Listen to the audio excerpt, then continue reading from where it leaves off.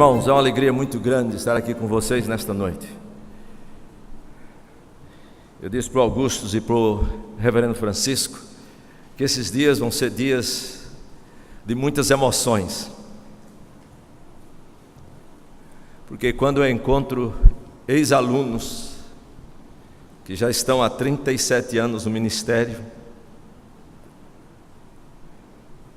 aqui, continuando sendo fiel, 37, 36, 35, 30, que o Senhor tem sustentado, e agora estão ministrando como colegas nossos, do outro lado da rua como do outro lado do mundo, me traz muitas emoções mesmo. Em janeiro deste ano eu completei 42 anos de ordenação ao Sagrado Ministério. Pastor Francisco já está com 65 anos de ordenação ao Sagrado Ministério. Reverendo Augusto já está com 35 anos também. Roberto 55, não.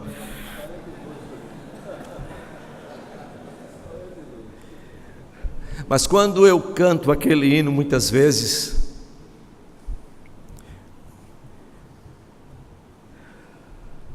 quantos que corriam bem, de longe agora estão, outros seguem que também sem amor e frio estão. Quero dizer aos irmãos que é só pela graça de Deus e pelos meios de graça que o Senhor nos deu.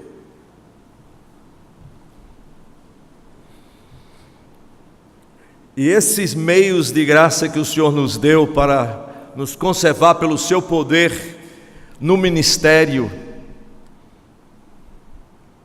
são fundamentais, indispensáveis na vida de qualquer um de nós.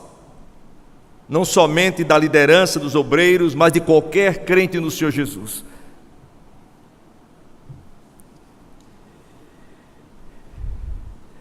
E antes de eu ler o texto da nossa exposição nesta noite,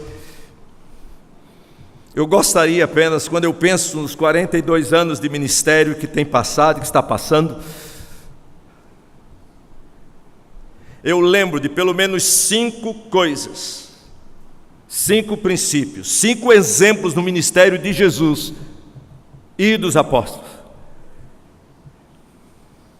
que eu oro todos os dias: ó Senhor, ajuda-me a usar esses meios todos os dias.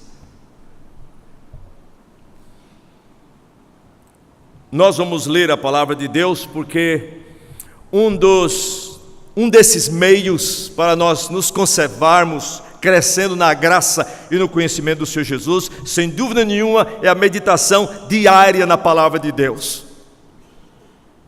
É ouvir Deus. Eu preguei domingo à noite aqui na primeira igreja presbiteriana. É ouvir Deus. Vocês leem o livro de Deuteronômio, muitas vezes o Moisés fala sobre ouvir a voz de Deus, ouçam a voz de Deus, e o que ele se refere é o seguinte: leiam o livro da lei. É assim que nós ouvimos a voz de Deus,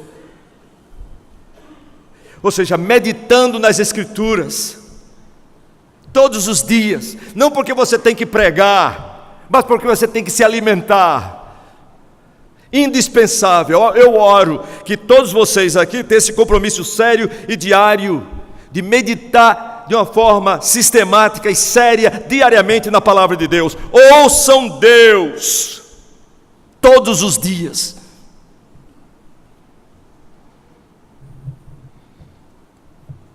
Um colega meu lá nos Estados Unidos dizia assim: Elias, será o João, pai, a maior motivação, das maiores motivações que eu tenho, a maior motivação que eu tenho para levar os meus filhos a aprender a ler,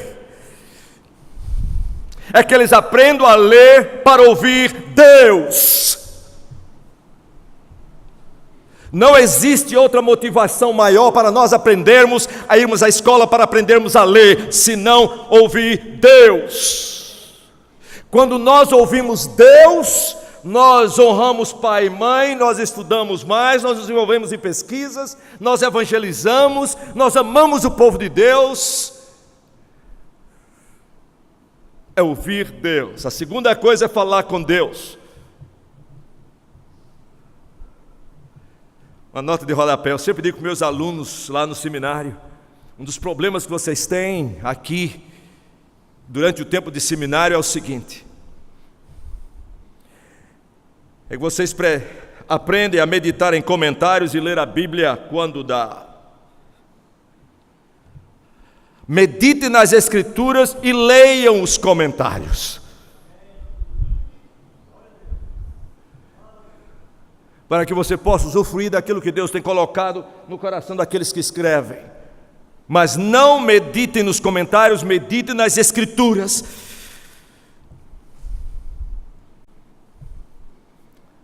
Terceira coisa que eu digo, pessoal, é fazer o Senhor Jesus conhecido. É ouvir Deus, falar com Deus e falar sobre Deus.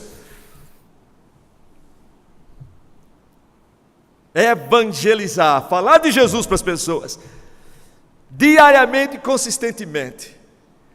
Eu não estou ainda na minha introdução, irmãos. Eu perguntei hoje Dias quanto tempo nós íamos ter.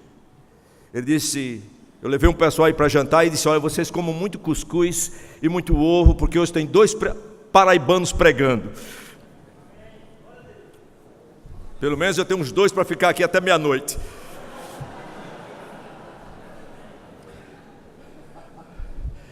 Minha esposa e eu, nós oramos todos os dias, Senhor, dá-me a oportunidade hoje de falar de Jesus para alguém que não conhece Jesus ainda, seja lá onde eu estiver.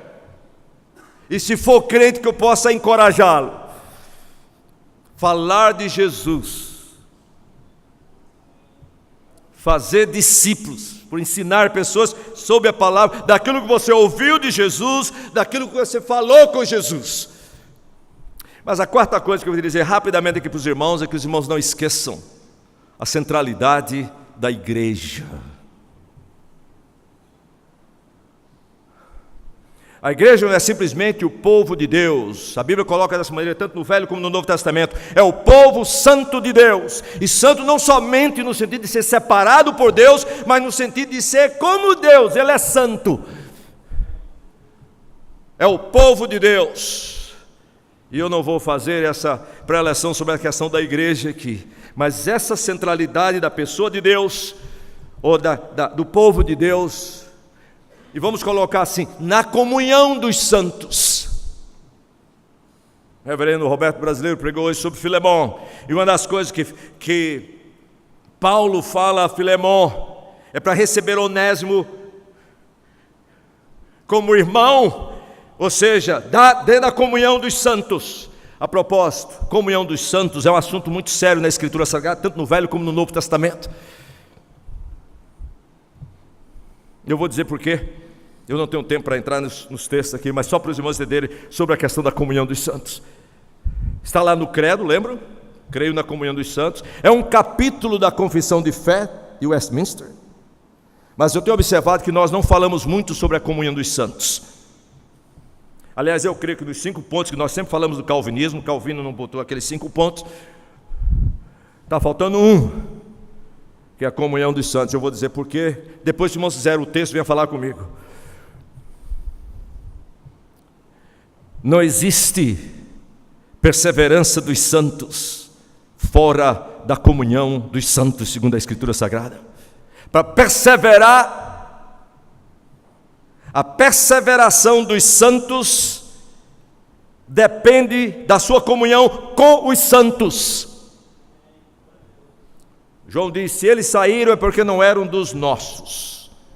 O que eu quero chamar a atenção dos irmãos é o seguinte, irmãos, ninguém pode ser crente e viver na comunhão dos santos através da internet. Nós precisamos da comunhão dos santos, olhar uns os outros, ouvir uns os outros, especialmente, como diz o escritor aos Hebreus, quanto mais quando nós vemos que o dia se aproxima. Tendo dito isto, Eu gostaria de nesta noite falar sobre nós como obreiros, lembrando essas 4 coisas. Eu só esqueci a questão de contribuição, mas essa é outra coisa. Nós temos que investir o nosso bolso também. Gostaria de falar nesta noite que os irmãos abrissem as suas Bíblias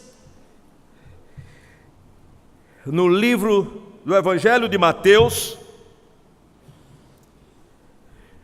capítulo 4. Eu vou ler sobre o início do ministério do Senhor Jesus, do início do ministério público do Senhor Jesus. Porque eu gostaria de falar nesta noite com os queridos irmãos sobre a geografia do obreiro. Eu não estou falando aqui sobre como é que eu sei que Deus me quer neste lugar, ou qual é o lugar que Deus quer que eu vá. Esse não é a minha questão aqui. A questão é o que é que você faz, o que é que Deus espera de você no lugar que você está.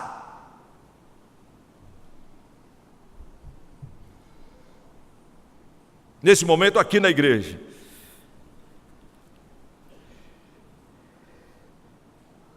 Eu não quero saber nos seus passos o que faria Jesus. Primeiro, Jesus não vai me seguir, sou eu quem sigo Jesus. É nos passos de Jesus o que é que você faria? Essa que é a questão.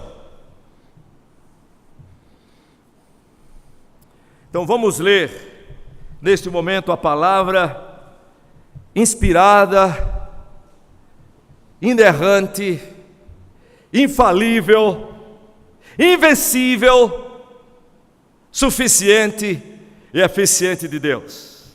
Mateus capítulo 4, início do ministério público do Senhor Jesus, versículos 12 a 17. Vamos ficar de pé.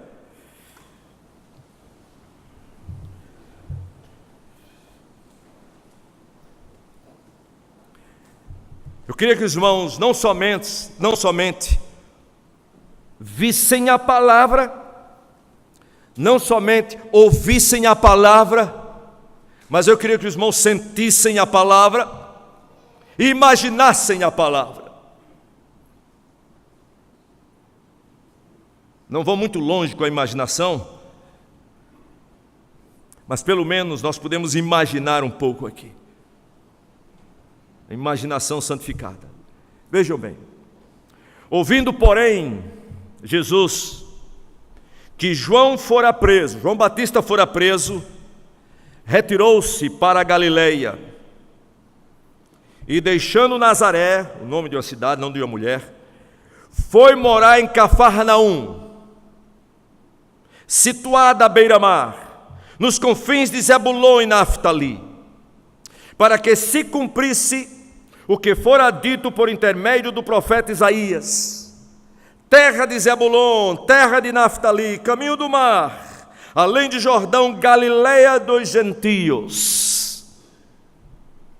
O povo, o Laos, para os que sabem grego, que jazia em trevas, viu grande luz, e aos que viviam na região e sombra da morte, resplandeceu-lhes a luz. E daí por diante passou Jesus a pregar e a dizer: arrependei-vos, porque está próximo o reino dos céus. Senhor, há maravilhas na tua palavra. Mas como o salmista, no Salmo 119, disse, há também coisas, mesmo como crentes no Senhor Jesus, há coisas nos nossos olhos que nos impedem de ver estas maravilhas. Portanto, nós te pedimos, ó Pai, orando no Salmo 119, Pai, em nome de Jesus que prometeu estar conosco todos os dias, obrigado, Jesus, por estar aqui. Nós te pedimos que o teu Espírito possa desvendar, tirar a venda dos nossos olhos nesta noite, para que cada um de nós possa ver as maravilhas da tua lei. E pelo poder do teu Espírito obedecermos alegremente e imediatamente, para o louvor da tua glória, a edificação do teu povo, e a salvação daqueles que ainda não te conhecem, do outro lado da rua, como do outro lado do mundo. Te pedimos isto e esperamos em nome de Jesus. Podem sentar. Irmãos, conservem as suas Bíblias abertas em Mateus capítulo 4, início do ministério do Senhor Jesus.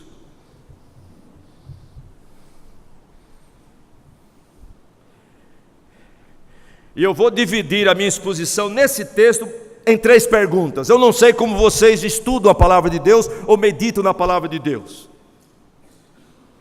Eu medito estudando, lendo e fazendo perguntas e procurando a resposta na Escritura, ou no contexto, ou no texto, ou no contexto imediato, ou no contexto das Escrituras. Quando estava meditando nesse texto, 3 perguntas me vieram à mente imediatamente. Em primeiro lugar, no versículo 12: ouvindo, porém, Jesus que João Batista fora preso, retirou-se para a Galileia. E nos versículos 12 e 13, a primeira pergunta para mim foi: por que Jesus deixou Nazaré? Nós estamos falando aqui da geografia de Jesus. Por que Jesus saiu de Nazaré, daquele lugar, e veio para Cafarnaum? Por que Jesus deixou Nazaré? A segunda pergunta, que a resposta está nos versículos 14 a 16, é esta: para que Jesus foi morar em Cafarnaum? E a terceira pergunta para nós considerarmos nesta noite é: o que é que Jesus fez nesses lugares? Por que ele saiu e deixou Nazaré?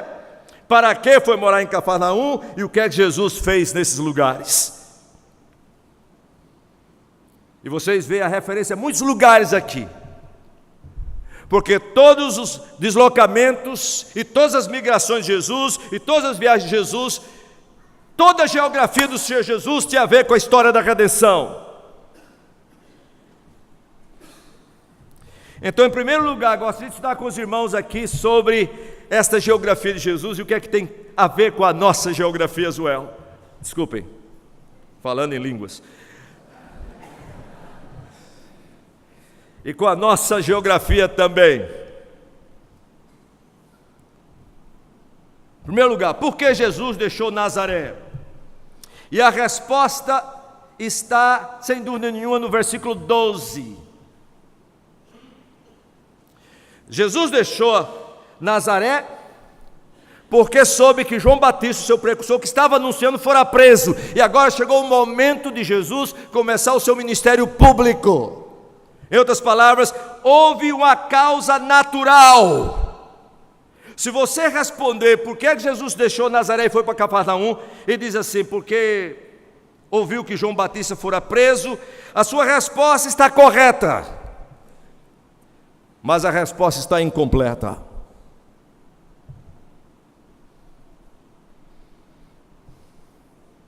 Porque quando você começa a estudar a Escritura Sagrada, meditar nos Evangelhos, acompanhar o Senhor Jesus em oração, os irmãos vão perceber o seguinte: que tudo o que Jesus falou está registrado nas Escrituras, tudo o que Jesus pensou e que está registrado nas Escrituras, tudo o que Jesus fez, todos os movimentos de Jesus, todas as migrações do Senhor Jesus tinham a ver com a história da redenção.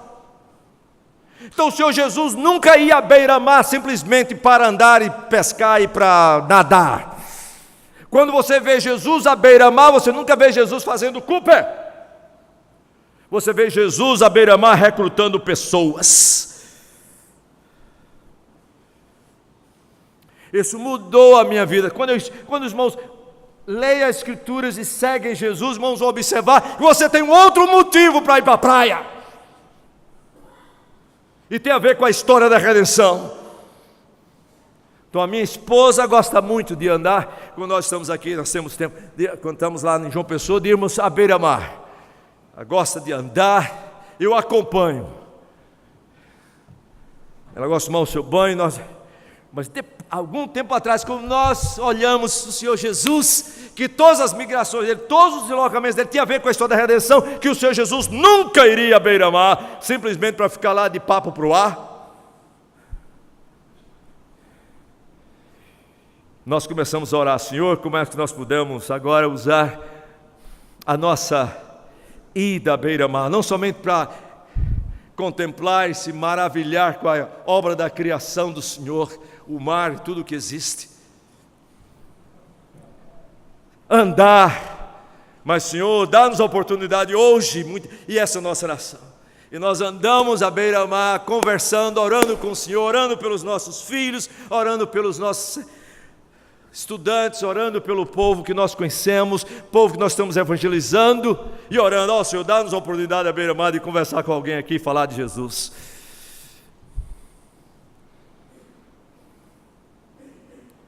Sem dúvida nenhuma, a causa natural foi essa, e a propósito, tudo que vai acontecer, geralmente na sua vida, especialmente na questão de migrações, de mudar de lugar, tem uma causa natural.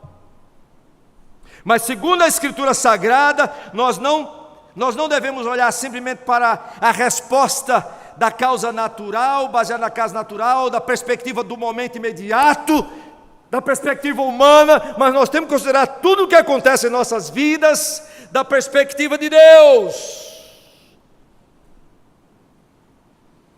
para que nós possamos ter até certo ponto a resposta completa e não simplesmente uma resposta correta. Eu fico impressionado, porque Deus guiava todos os deslocamentos geográficos de Jesus com o propósito da redenção. E se você agora presta atenção a esse texto, há uma segunda razão por que ele saiu de Nazaré. E essa é a resposta completa agora. A segunda razão por que Jesus deixou Nazaré e foi morar em Cafarnaum foi esta. Veja o versículo 19. Desculpem. O versículo 14.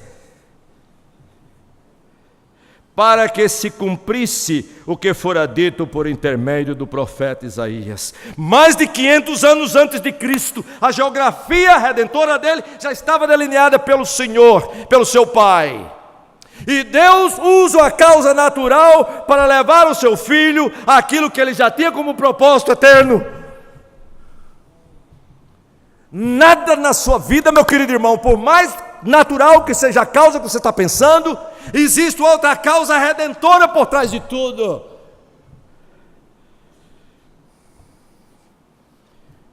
Não é simplesmente a resposta pela perspectiva humana da causa imediata, mas pela perspectiva eterna e redentora de Deus. Por que é que ele saiu lá? Porque esta era a vontade estabelecida e decretada pelo Pai, segundo os seus propósitos redentores.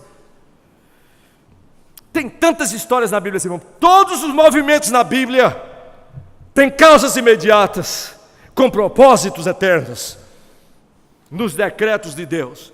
Vocês querem, por exemplo, conserva a Bíblia em Mateus 4. Vários, eu podia ver Velho Testamento, Novo Testamento. Vem comigo tu Lucas capítulo 2, rapidamente. Lucas capítulo 2. Vocês sabem aqui, dos versículos 1 a 7, eu não vou ler os textos todos. Maria estava chegando aos 9 meses de gravidez. Eles estavam em Nazaré e Maria era para nascer aonde? Nascer não, Jesus era para nascer em Belém, o que significa que Maria tem que estar em Belém de Judeia. Estavam no norte, tinha que ir para o sul. E quando você lê esse texto aqui, você vê que houve uma causa natural para eles saírem de Nazaré para Belém. Houve uma causa natural, irmãos.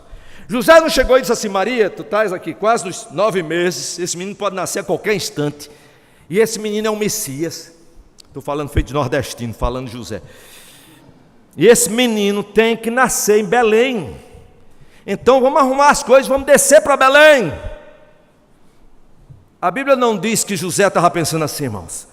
Mas longe de Belém, o imperador romano, querendo contar toda a população do seu império, faz um decreto para que todos fossem de volta às suas famílias de origem, para serem contados nas suas cidades. E isso motivou o quê? José pegar Maria e descer para Belém. A causa natural, se vocês disserem, por que eles estavam descendo para Belém? Porque houve um decreto do rei, isso é a causa natural, mas não existem causas naturais no Deus sobrenatural. Não existe nada natural neste mundo, irmãos. A causa natural é essa. Você poderia, por que vocês estão indo para Belém? A mulher está grávida, por causa do decreto do rei. Não, irmãos. Essa é uma resposta correta, mas incompleta. A resposta completa seria: há muitos anos Deus decretou que o Messias, o seu filho, nasceria em Belém da Judeia. Tantas histórias da Escritura Sagrada. Eu queria dizer para os irmãos, somente quando nós começamos a viver e a viver por este contexto,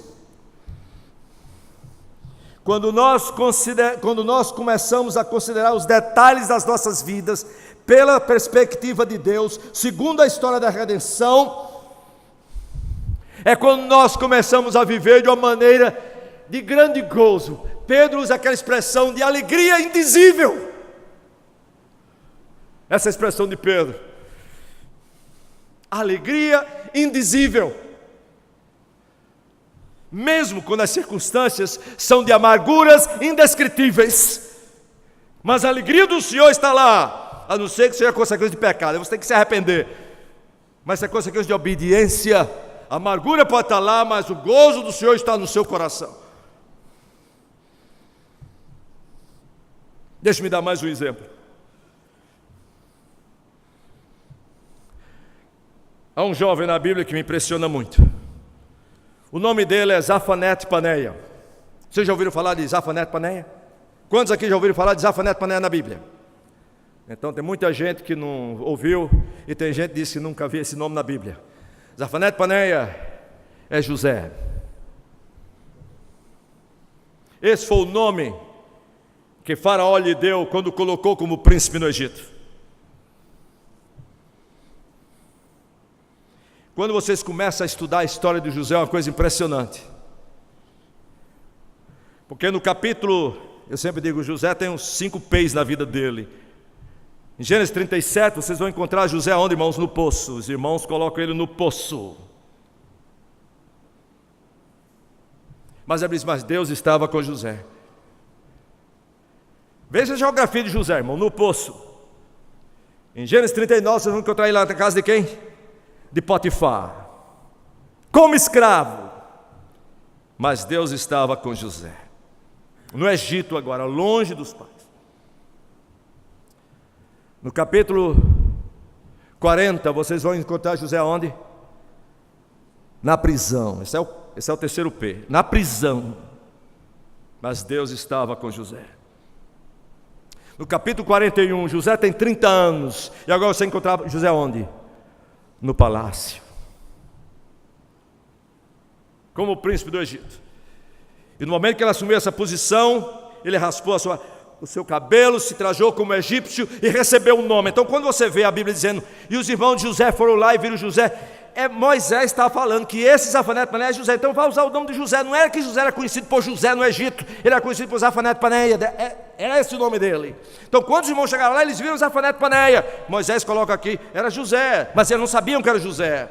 A propósito, ele falava na língua dos egípcios e usava inclusive um tradutor quando os irmãos falavam com ele, sem saber quem ele era. Eu sempre digo, você, como é que é bilíngue mesmo? Bilíngue é uma beleza. Eles falavam através de um tradutor. Até que chegou um dia, abra suas Bíblias em Gênesis 45. Gênesis 45. Abra suas Bíblias. Vejam bem, José foi para o Egito aos 17 anos, assumiu como príncipe do Egito aos 30 anos. Havia quantos anos que ele não via a família dele, irmãos? 13 anos. Houve 7 anos de fartura. Agora havia 20 anos que ele não tinha visto a sua família. É isso mesmo? Minha matemática está certa? 17, 30, 13 anos. Agora com mais 7. E agora é o segundo ano de fome. Havia 22 anos que José não via a sua família. E os seus irmãos pensavam que ele estava morto. Ele não reconheceria nem Benjamim se visse na rua. Chegou o momento. Agora eu queria que os irmãos lessem comigo. Olha lá, Gênesis 45. Quando vocês leiam, irmãos, a Bíblia, leiam em câmara lenta. Sintam isto. Saboreiem a palavra de Deus, porque ela é mais doce que o mel desse lado dos favos. Salmo 19. Vejam aqui. Então José, agora ele se apresenta pela segunda vez. Então trouxeram Benjamim. Os irmãos sabem da história. E agora José vai se mostrar como o provedor deles. E no final do livro de Gênesis, José é apresentado como profeta do Senhor. E vejam bem lá, Gênesis 45, vamos ler, olha lá. Então José, não se podendo conter diante de todos que estavam com ele, bradou. Por favor, quando os irmãos leem a Bíblia, leiam com entusiasmo, porque tem pessoas que dizem assim. Então José, não se podendo conter mais diante de todos eles, bradou: fazei sair a todos da minha presença. E ninguém ficou com ele, quando José se deu a conhecer a seus irmãos. Bom, você tem que usar muita imaginação para ver esse quadro aqui. Mas o ponto é o seguinte: bradou: fazei sair a todos da minha presença. E ninguém ficou com ele quando José se deu a conhecer a seus irmãos. Agora os irmãos estão vendo um momento, vejam lá o momento. E levantou a voz em choro. Irmãos, as emoções aqui são altas. E você vai dizer, o que é que tem a ver com a geografia de José? Vou lhe dizer agora mesmo. Veja lá. De maneira que os egípcios o ouviam e também a casa de Faraó. Agora você pode imaginar os irmãos, que loucura é essa? E disse a seus irmãos, que chamava essa pessoa de Zafanete Paneia: eu sou José, vive ainda meu pai. E seus irmãos não lhe puderam responder, porque ficaram atemorizados perante ele. O que é que eles pensaram, irmão? Só vai escapar aqui quem? Benjamim. Esse é o fim nosso.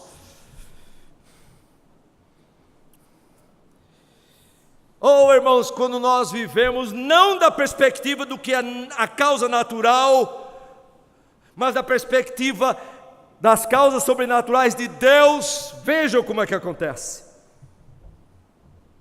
Versículo 4: disse José a seus irmãos: agora chegai-vos a mim.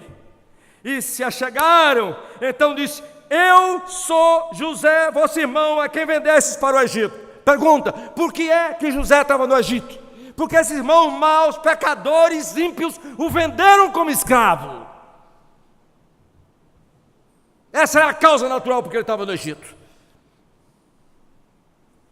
Essa é a resposta correta, mas incompleta. Mas José vai lhe dar a resposta completa. Versículo 5: agora, pois, não vos entristeçais, nem vos irriteis contra vós mesmos, porque me haveis vendido para aqui, novamente. Mas agora eu vou dar a resposta completa para vocês. Porque para a conservação da vida, Deus me enviou adiante de vós. Vocês me venderam, esta é a maneira pela qual Deus me enviou.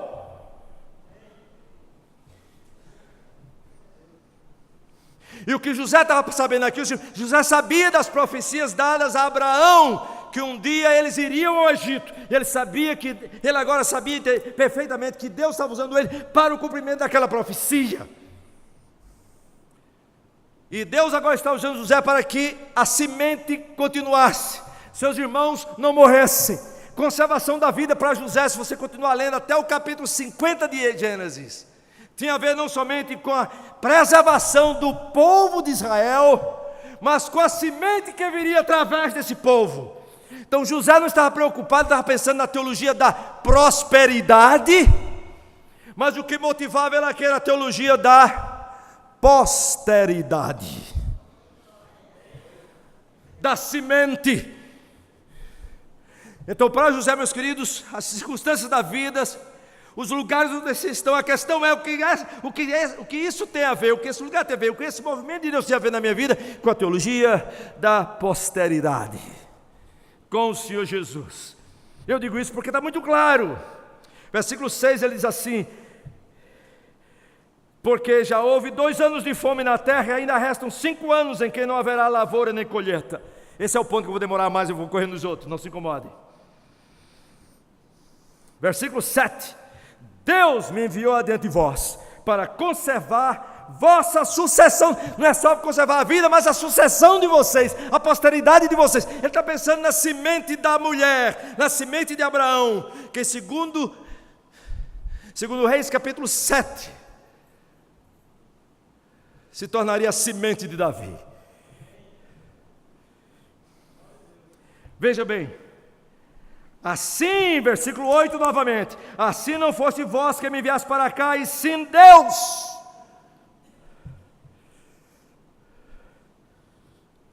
Não desperdicem a sua geografia. Aliás, é um salmo completo que eu não tenho tempo de ler. Você depois lê o Salmo 105. Essa ficou parte do cântico do povo de Deus, fala sobre a vida de José. Salmo 105. Chegar em casa, meditem nesse salmo, que fala como Deus mandou fome e como Deus mandou um homem ao Egito chamado José.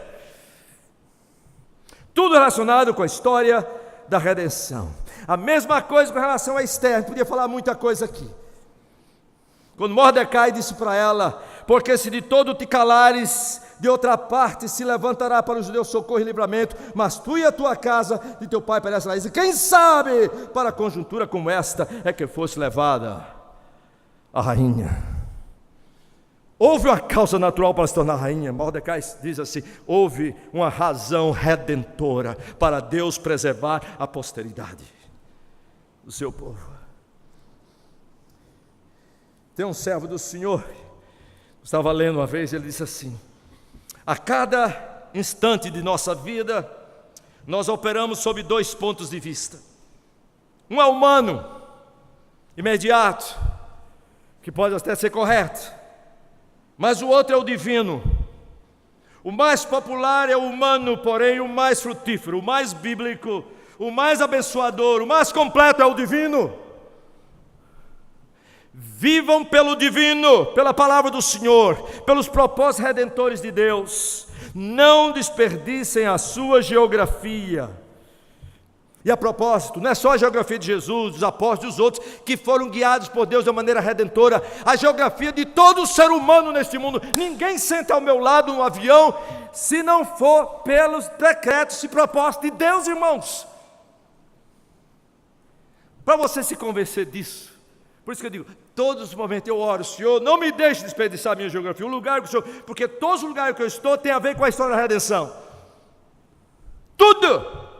Abra suas Bíblias só para convencer vocês e converter vocês.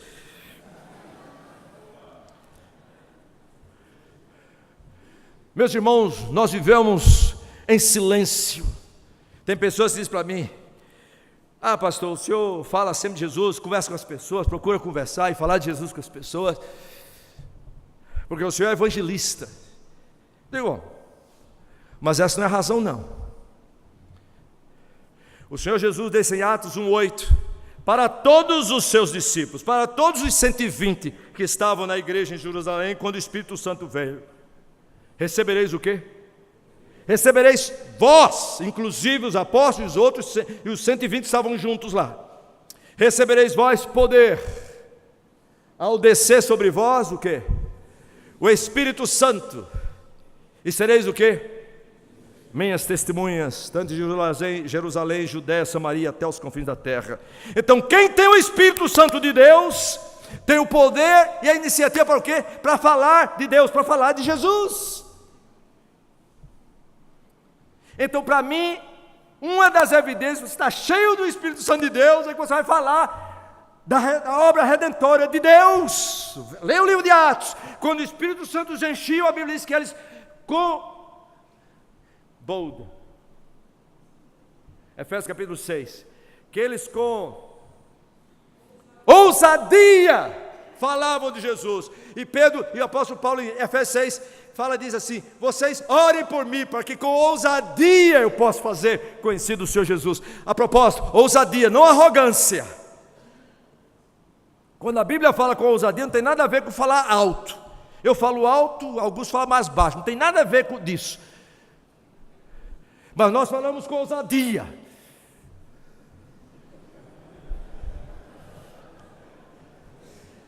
Não arrogante. A ousadia significa, nas palavras de Deus, é o seguinte: quando você estuda a expressão ousadia, significa falar sobre o risco de morte. É isso que é ser ousado na palavra de Deus. É abrir a sua boca para Jesus, quando você sabe que você pode morrer por causa disso. Nós somos um bando de covardes.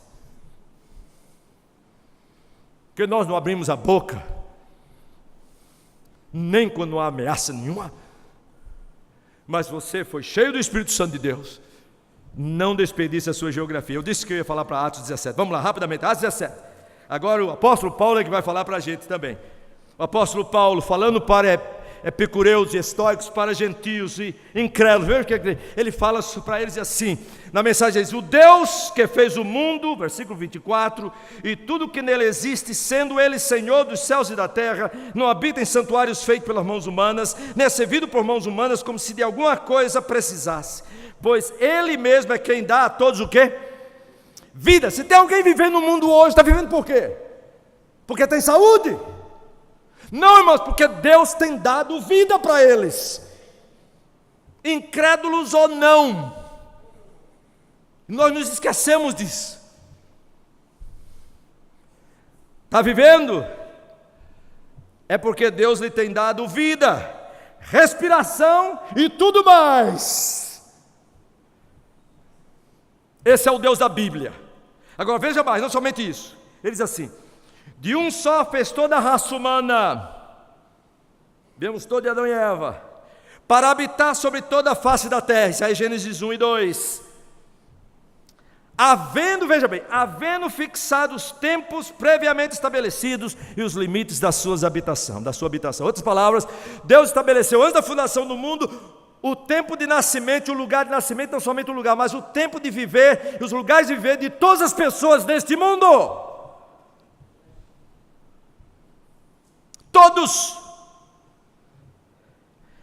Agora, as pessoas nascem neste mundo no tempo determinado por Deus, no lugar determinado por Deus, para quê? Qual é a grande necessidade de todo ser humano ao nascer, irmãos? Versículo 27, para buscarem a Deus. Então a geografia de todo ser humano, de todos os movimentos, tem a ver com a história da redenção. Não desperdice a sua geografia, nem a daqueles que estão ao seu redor.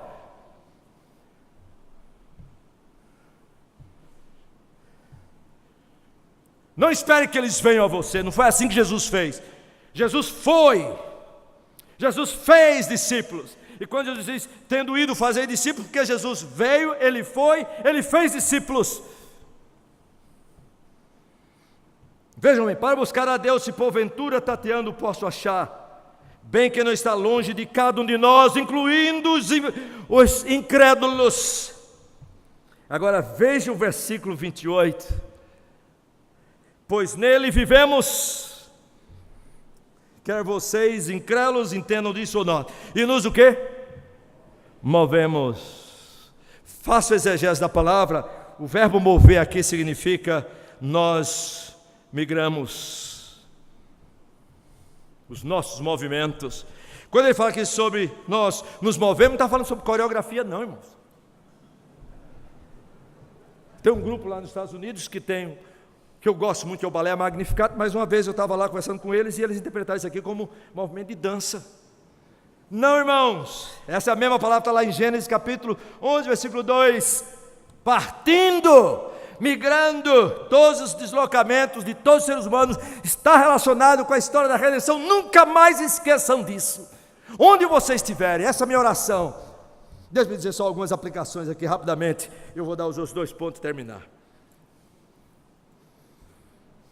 A minha oração todos os dias: Senhor, ajuda-me a não desperdiçar a minha geografia, porque eu tenho causas naturais para tudo, mas eu não quero esquecer a causa sobrenatural de tudo.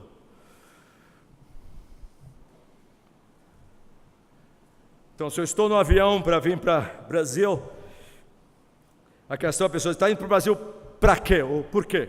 Porque eu tenho uma conferência, essa é uma causa natural.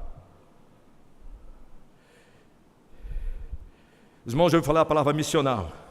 Não existe a palavra na Bíblia, os irmãos sabem disso. Mas lá na minha área o pessoal fala muito de missional. E sabe de uma coisa? Qual vai ser a minha definição de missional? Os irmãos pegaram aquele livro Reformado significa missional. Tem um artigo lá, eu faço a colocação. Para mim é o seguinte: o Senhor Jesus em João 17, na sua oração sacerdotal, antes de ir para o Getsemane, ele diz: Pai, assim como tu me enviaste, o quê? Eu também os envio. No contexto lá, Pai, eu vim a este mundo para te glorificar. Eu te glorifiquei realizando a tua obra. A obra foi esta: eu manifestei o teu nome àqueles que me deste e eles creram em ti.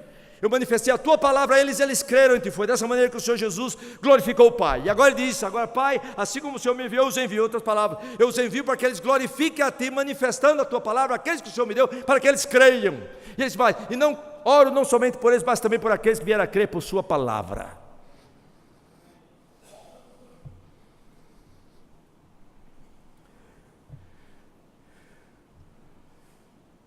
Eu não quero desperdiçar minha geografia. Viajando, vou contar umas duas histórias aqui para vocês. Podia contar uma agora mesmo no hotel, é a semana. Mesmo lá no hotel onde eu estou, lá no Marante, já encontrei mormon, católico, gente que não vai para igreja nenhuma, crente desviado. Eu acho que até uma mãe de santo que eu dei uma Bíblia para ela. Não sei se ela é mãe de santo, vou perguntar para ela amanhã, porque eu estou falando de Jesus para ela. Uma das arrumadeiras veio, e eu estava estudando lá no quarto, deixei a porta aberta, logicamente, e eu disse, a minha esposa não está aqui porque ela saiu, e eu fiquei porque estava me preparando para pregar. Aí disse, o senhor é pastor? Eu digo, sou. Aí disse, minha mãe era da Assembleia de Deus, morreu há 1 ano atrás, uma crente muito fiel, as minhas irmãs frequentam a igreja. Eu digo, e você? Eu disse, não, eu não vou para a igreja.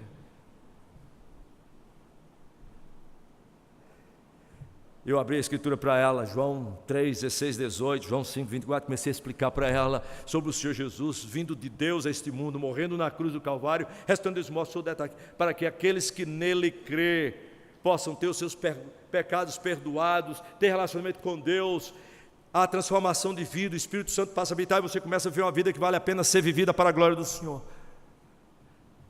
Quando eu terminei de falar para ela, ela disse, o senhor pode colocar uma mensagem para mim? Eu digo, não, eu não, mas eu tenho uma mensagem de Deus para você. Coloquei lá 12 versículos da Bíblia, você tem Bíblia? Tem, coloquei lá os versículos, chegar em casa, você vai no seu quarto, leio esse versículo, eu já li para você, se ajoelhe diante do Senhor e disse, Pai, eu sou pecadora, sei que Cristo é o teu Filho, veio a este mundo, morreu na cruz do Calvário, estou dentre os mortos, para pegar pelo pecado daqueles que creem. Senhor, eu creio. Eu digo, e essa decisão, e isso que você é fruto do Espírito Santo de Deus. Ela saiu do quarto, irmãos, com os olhos cheios de lágrimas, dizendo, Senhor, o Senhor não sabe quanta paz o Senhor trouxe ao meu espírito hoje. Nessa viagem eu podia contar várias histórias. Numa delas, estava viajando à noite, por exemplo, eu quero ser muito intencional na minha geografia. Viajando numa dessas viagens à noite com a Foclina, de internacional, a primeira coisa que eu faço quando eu entro no avião, irmãos, eu abro a minha Bíblia, não é o e-mail, não é o iPhone, não, ninguém sabe o que você está fazendo com o iPhone. Eu abro a minha Bíblia de papel, a Foclina também, e é um tempo que eu tenho para meditar na Escritura, mas eu faço isso de propósito, porque eu quero que o pessoal veja o que eu estou fazendo. E orou, Senhor, abre a porta. Eu não sei que tipo de geografia é essa quando você está a 10 km de altura. Mas meu irmão, eu podia contar tanta história para vocês como Deus abriu porta para falar de Jesus. Numa dessas viagens, botei a Bíblia assim, aí a aeromoça passou, olhou, viu a gente olhando a Bíblia, aí ela passou de novo, aí cochilou assim no meu ouvido, para mim e para a Foclina, ela disse assim, orem por mim. Aí eu disse assim para ela, olha, depois você se viu, o pessoal veio aqui falar com a gente, e ela veio, depois que se viu todo mundo, ela veio. Eu agora esqueci qual foi o versículo que eu dei para ela. Foi Provérbios o quê, irmão? Foi Provérbio 15, foi? Olha, está vendo? A Foclina lembra. Sabendo mais da Bíblia do que eu. É isso mesmo. Aí ela veio, aí eu disse, agora me diga por que eu devia orar por você. Aí ela disse assim, é que eu estou tendo um problema nesse voo.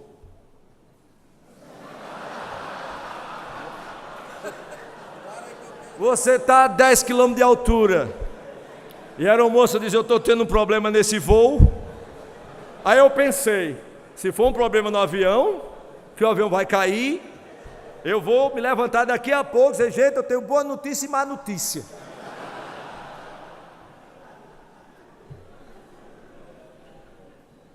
Não quero dispensar minha geografia, especialmente no momento desse. Aí eu disse assim, é com o avião? Ele disse, não senhor, é que eu estou tendo um problema de relacionamento aqui com o chefe da cabine, pessoal que trabalha com, como é o nome mesmo daquele, sei lá qual é, do crew, sei lá o que for.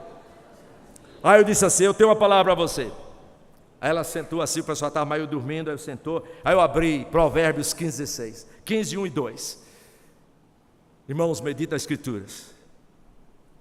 A única palavra que não volta vazia é a palavra de Deus. Eu li para ela, a resposta branda, escrevi para ela no papel, a resposta branda desvia o furor, mas a palavra dura suscita a ira, a língua dos sábios adorna o conhecimento, mas a boca dos insensatos derrama a estutícia.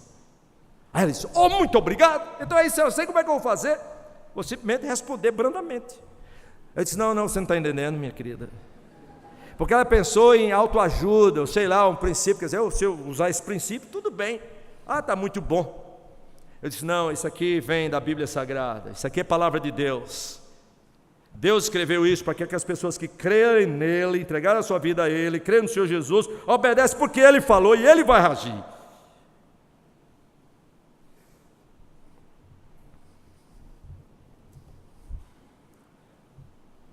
Meus queridos, restaurante, cheguei com minha esposa lá para o lado de Alabama, numa conferência. Não foi Alabama, não, foi Louisiana. E o presbítero da igreja disse, pastor, eu quero levar o senhor e a sua esposa hoje no melhor restaurante aqui que... sei lá o que é, alguma comida lá muito especial. Eu digo, vou levar o senhor. Eu digo, vamos lá. Eu digo, vamos lá, o senhor paga e eu oro.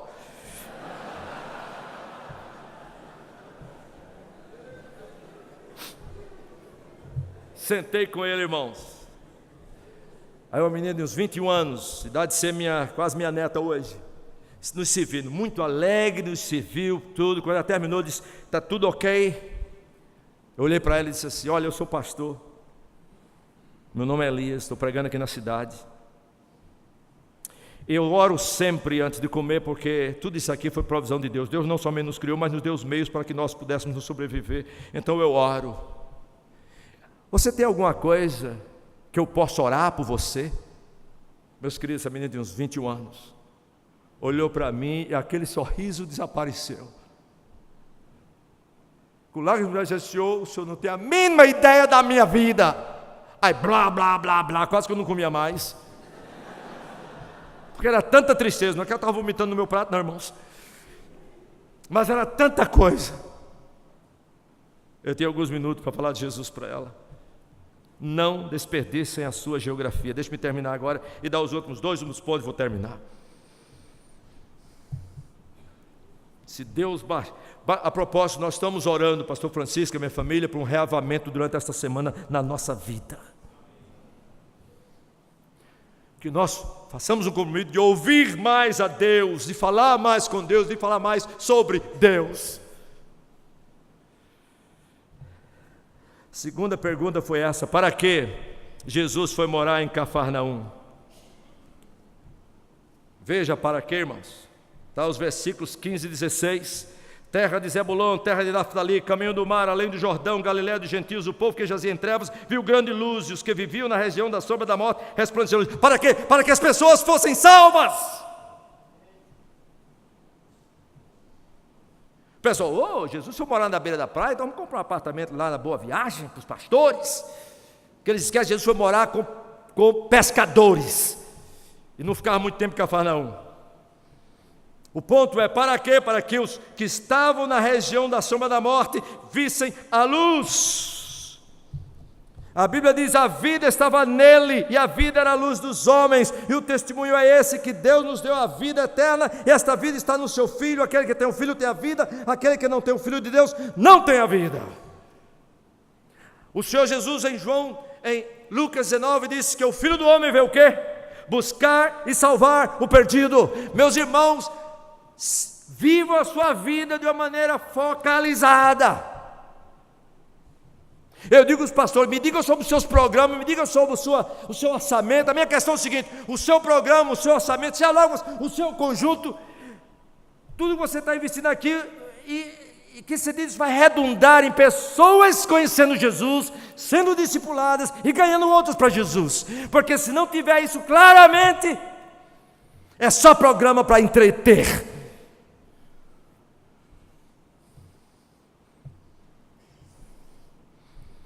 Este era o objetivo do Senhor Jesus.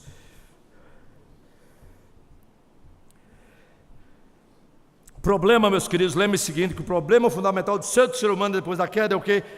Pecado, o salário do pecado é a morte, mas o dom gratuito de Deus é a vida eterna em Cristo Jesus. O problema dos seres humanos não é sociopolítico, não é educação, não é econômico, não é saúde, não é étnico, nem de família, o problema é espiritual, o problema é de coração, tudo é consequência. Quando eu vejo a igreja se levantando para fazer protesto político, é uma evidência de falta de poder. Irmão, tome sua Bíblia. Atos, sair com cartaz na rua protestando contra o governo, irmãos. Vem comigo em Atos capítulo 12, eu vou terminar com isso aqui. Eu já falei 3, eu vou parar de dizer que vou terminar. Vejam bem, irmãos, Herodes tinha morto, passado ao fio da espada, Tiago, irmão de João, o apóstolo. Teve o apoio do povo, pegou Pedro e colocou na cadeia. E a igreja saiu com o cartaz assim: solta Pedro, solta Pedro, solta Pedro. As armas da nossa milícia não são carnais, meus queridos. Eu creio que a direção da igreja tem responsabilidade de chegar e falar para o governo, mas para a igreja do Senhor sair com cartazinho na rua e protestando, sabe qual é o problema? Deixa-me só ler a igreja primitiva aqui. Versículo 5, Atos 12, 5. Pedro, pois, estava guardado no cárcere, esperando morrer no dia seguinte. Mas o que é que diz a segunda parte da Bíblia, irmãos, aí, do versículo? Mas havia oração incessante a Deus por parte da igreja a favor dele. Igreja que protesta, igreja que não ora. Em geral, sair com protestos e ir na rua, irmãos, sei lá qual for o movimento, orem, e que possa acontecer o que aconteceu também com eles, que nós sejamos revestidos do poder, e com ousadia preguemos a palavra do Senhor. Falar. Um amigo meu me mandou uma história, essa semana, um amigo meu, falando, uma das histórias de Antônio Elias. Vocês conhecem o reverendo Antônio Elias, ouvi muitas vezes o reverendo Antônio Elias, está na glória. O reverendo Antônio Elias contava uma história que ele dizia que uma vez quando eles estavam reconstruindo, sei lá, a igreja lá presbiteriana de Niterói, onde ele era pastor, ele estava conversando com o empreiteiro da obra, que construía a obra lá, a igreja, e ele se disse: olha, eu sou o pastor da igreja, eu sou presbiteriano. Aí o empreiteiro disse: eu só contrato presbiteriano para trabalhar na minha obra, não contrato pentecostal. Aí o Antônio Elias ficou meio furioso e quis saber a razão. Antônio Elias, carismático também. Aí o empreiteiro disse assim: nossa, pastor, os pentecostais param o serviço a toda hora para falar de Jesus, param a hora para evangelizar, mas os presbiterianos são bons, são educados, não falam nada.